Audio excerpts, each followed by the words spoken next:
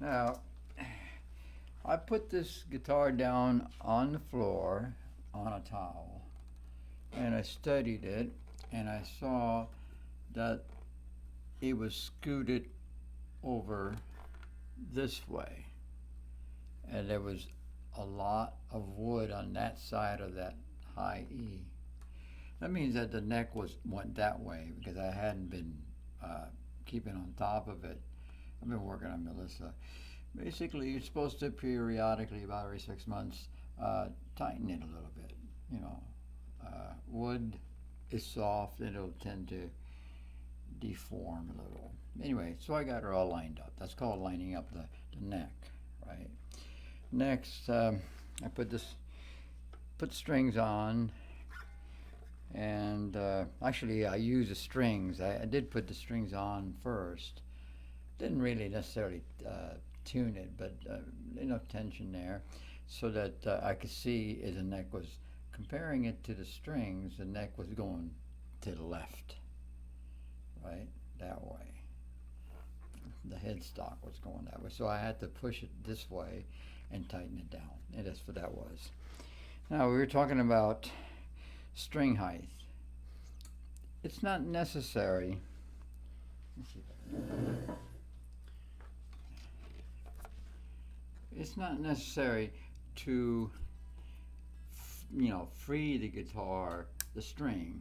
As long as you can scoot it under and you'll hear a little, let me see if I get it. You hear that? Hear it?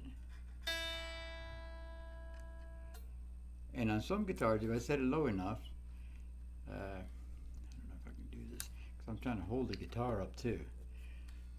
Let's see if I sneak it down here.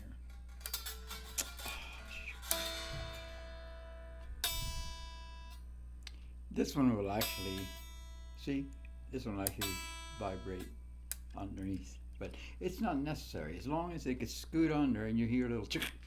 And on every string you have to do it because it's each individual saddle. This is like a gauge, that's all it is. 1, 2, 3, 4, 5, 6, and then you try to scoot it, you pluck it. Hear that?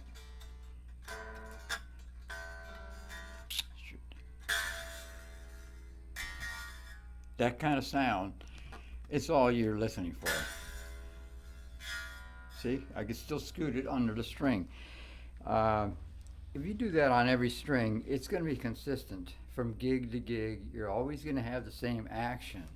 You get used to that, Now, if you like it to be freer, then, you don't have to scoot it under and it'll be totally free vibrating. I did the Les Paul that way, my Les Paul looking one. It's actually a different, with a SC-2. It's a PV guitar, but it's a cousin of the Les Paul, probably downtown cousin.